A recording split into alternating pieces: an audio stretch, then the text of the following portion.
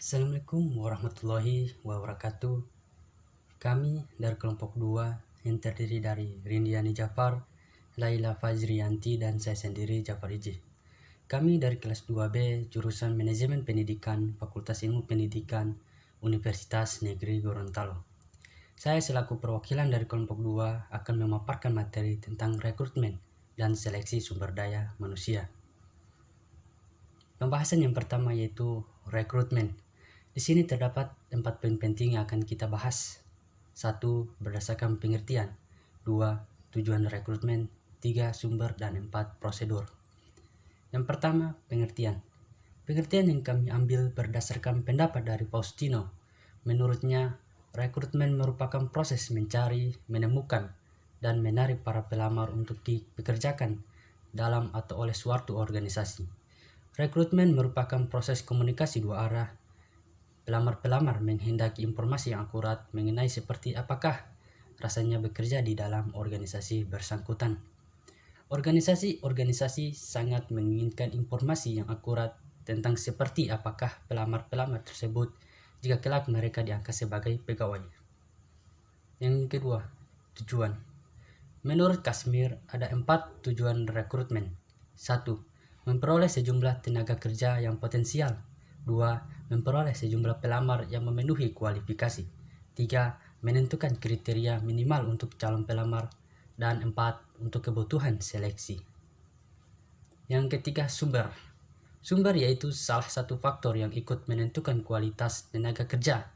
1. Dari surat lamaran masuk walk-in, yaitu berdasarkan surat-surat lamaran yang masuk ke perusahaan. 2. Karyawan kontrak atau tenaga outsourcing, artinya untuk kebutuhan yang mendesak memindahkan karyawan lama ke posisi yang baru. 3. Referensi, yaitu melalui kenalan karyawan atau pimpinan atau dikenal dengan istilah employee referral. 4. Perguruan tinggi dan lenaha pendidikan, artinya lebih memberikan jaminan terutama untuk bidang-bidang tertentu, karena masing-masing perguruan tinggi juga memiliki keunggulan di bidang-bidang studi tertentu. 5. Memasang iklan di media massa. Website perusahaan biaya yang dikeluarkan relatif tinggi, namun keuntungannya jumlah pelamar yang tersedia tidak terbatas. Selanjutnya, bursa tenaga kerja. Agen penyedia tenaga kerja, asosiasi profesi menyediakan tenaga kerja yang terdidik dan terlatih. Berikutnya, open house, artinya mengundang sejumlah pelamar ke acara yang diselenggarakan oleh pihak perusahaan dan lingkungan sekitar usaha, yaitu untuk memberikan kesempatan kepada masyarakat sekitar atau daerah tertentu. Yang keempat, prosedur. Meliputi tahap-tahap sistem. 1. Membuat pengumuman tentang penarikan sumber daya manusia. 2. Penerimaan surat lamaran. 3. Pelaksanaan seleksi. Dan prosedur seleksi surat lamaran calon sumber daya manusia. 1. Employment Manager, yaitu menyeleksi surat lamaran dari calon sumber daya manusia dan memberikan penilaian sesuai dengan kriteria yang dibutuhkan perusahaan. 2. Employment Manager mengeluarkan surat pengantar seleksi atau SPS bagi calon sumber daya manusia yang mengikuti kriteria. Masuk pembahasan yang kedua, yaitu seleksi. Di sini terdapat 5 poin penting yang akan kita bahas. 1. Berdasarkan pengertian. 2. Tujuan seleksi, dan 3. Jenis, 4. Urgensi, dan 5. Prosedur. Yang pertama, pengertian. Pengertian seleksi yang kami ambil berdasarkan pendapat dari Kasmir. Menurutnya, seleksi merupakan kegiatan lanjutan dari rekrutmen yang sudah dilakukan perusahaan kemudian dipilih untuk menentukan mana yang layak atau memenuhi kualifikasi yang diharapkan. Layak maksudnya adalah memenuhi persyaratan yang telah ditetapkan. Yang kedua, tujuan.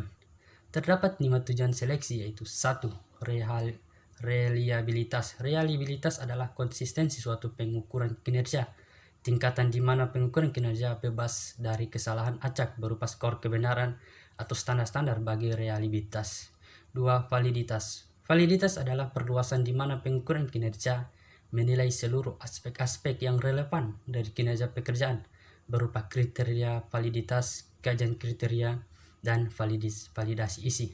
3. Generalisabilitas. Generalisabilitas adalah tingkatan di mana validitas dari suatu metode seleksi dibangun dalam satu konteks yang diperluas ke konteks lainnya. 4. Utilitas. Utilitas adalah tingkatan di mana informasi diberikan oleh metode-metode seleksi meningkatkan efektivitas dari penyeleksian personil dalam organisasi nyata. Dan 5. Legalitas. Legalitas merupakan standar akhir dalam metode seleksi. Seluruh metode seleksi harus sesuai atau mengikuti peraturan perundang-undangan yang berlaku dan kebiasaan-kebiasaan hukum yang berlaku. Yang ketiga, jenis metode seleksi. Ada jenis tertulis, tidak tertulis, dan administrasi. Pertama, jenis tertulis meliputi tes kecerdasan, tes kepribadian, tes bakat, tes minat, dan tes prestasi. Kedua, tidak tertulis meliputi wawancara, praktik kesehatan atau medis. Dan ketiga, administrasi, yaitu surat-surat yang dimiliki pelamar untuk menentukan apakah sudah sesuai dengan persyaratan yang diminta organisasi perusahaan, seperti ijazah, riwayat hidup, domisili atau keberadaan status yang bersangkutan, surat lamaran, sertifikat keahlian, misalnya komputer, dan lain-lain. Yang keempat, urgensi.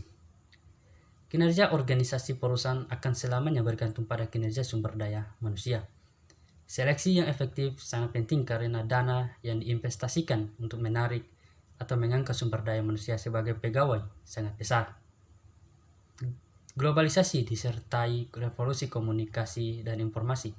Kemajuan ilmu pengetahuan dan teknologi dan persaingan yang semakin ketat memerlukan sumber daya manusia berkualitas tinggi, sehingga seleksi memegang peran penting.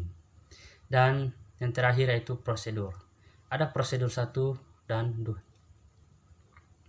Prosedur 1 terdapat penerimaan pendahuluan, tes-tes penerimaan seleksi, psikologis, pengetahuan dan performa, dan wawancara yang bertujuan untuk informasi lamaran, perusahaan, dan hubungan persahabatan. Prosedur 2 terdapat pemeriksaan, referensi, evaluasi medis, dan wawancara oleh penyedia. Hal tersebut merupakan keputusan penerimaan untuk mengetahui diterima atau ditolak. Demikianlah pemaparan materi dari kami. Apabila ada salah kata kami mohon maaf. Wabillahi taufik walhidayah. Wassalamualaikum warahmatullahi wabarakatuh.